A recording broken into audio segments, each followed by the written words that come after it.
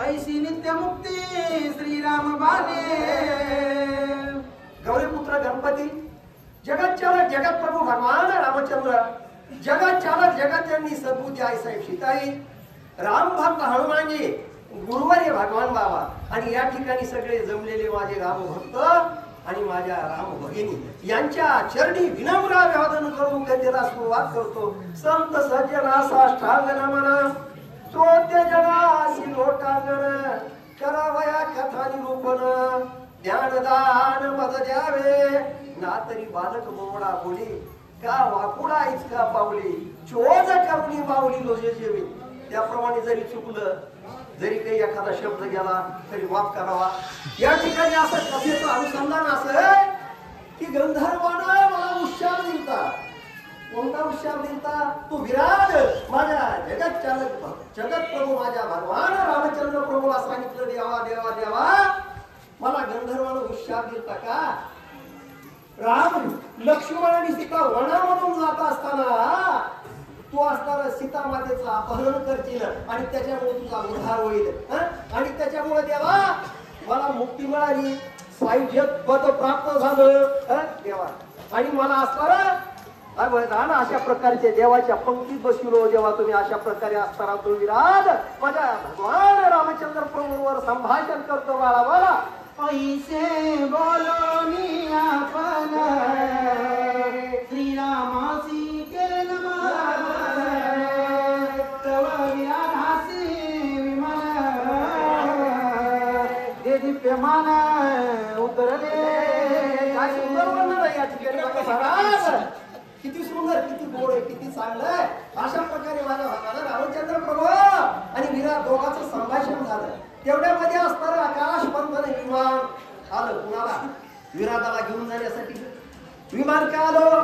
अरे विराटाचा उद्धार कुणाच्या हातानं झाला? माझ्या भगवान रामचंद्र प्रभूच्या हातानं विराटाला मुक्ती मिळाली सायुज्य पदाची प्राप्ती झाली आणि सायुज्य पद ज्याला मिळालं त्याला विमान येत असतं महाराज तुकाराम महाराजांनी म्हणून सांगतात अशा प्रकारे असतात आणि मुक्ती मिळाली बाळा बाळा.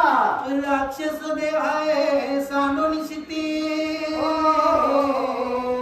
विराध बैसता विमान प्रती श्रीरामाचे वसतीची स्थिती गमनोक्ती सांगता. काय सुंदर वर्णन आहे महाराज. ज्यावेळेस असताना विमान आलं विमान आल्यानंतर काय केलं विराजानं? माझ्या भगवान रामचंद्र प्रभूकडे बघितलं नमस्कार केला हात जोडले प्रदक्षिणा घातल्या आणि देवाला जशाचं तसं हृदयाच्या ठिकाणी असताना आणि बघितलं आणि अशा प्रकारे असताना तो विराज आणि त्या विमानामध्ये बसण्यासाठी आम्ही सुसज्ज झाला तयार झाला. अशा प्रकारचं वर्णन आहे बाळावा. ए धोनियार दयावजना बसे तपोधन तपस्ते जे दिव्यमान येथे आपण अवश्य जावे. अर्ध योजनी म्हणजे किती?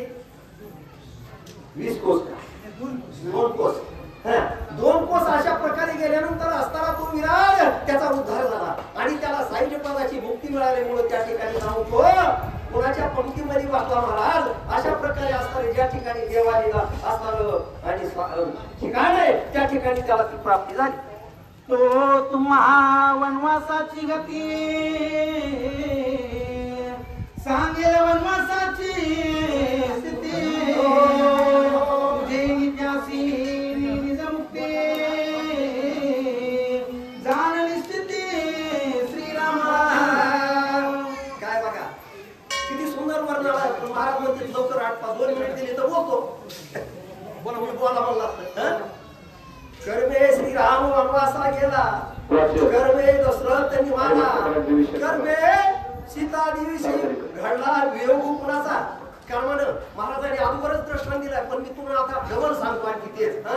काय झालं, जालिंदराची पत्नी वृंदा आणि ती महान पतिव्रता असल्यामुळं काय होत होतं, असताना जालिंदराला युद्धाच्या ठिकाणी असताना कुणी जिंकतच नव्हतं एवढं त्या महान सतीचं पावित्र्य असल्यामुळं. आणि ते वृंदाला आता काय करायचं, सगळे ते विष्णू भगवंताकडे शरण गेले, विष्णू भगवंताची शरणागती केली आणि पाया पडले, देवा देवा आता हे कुणाला ऐकतच नाही जालिंदर, आता काय करावा. तेव्हा असताना काय केलं, तेव्हाच माझ्या आणि कुणी माझ्या भगवान रामचंद्र विष्णू भगवंतानं असताना काय केलं, जालिंदराचं रूप महाराजांनी सांगितलंय, पण मी डबल सांगायचो कारण आला योग म्हणून सांगतो.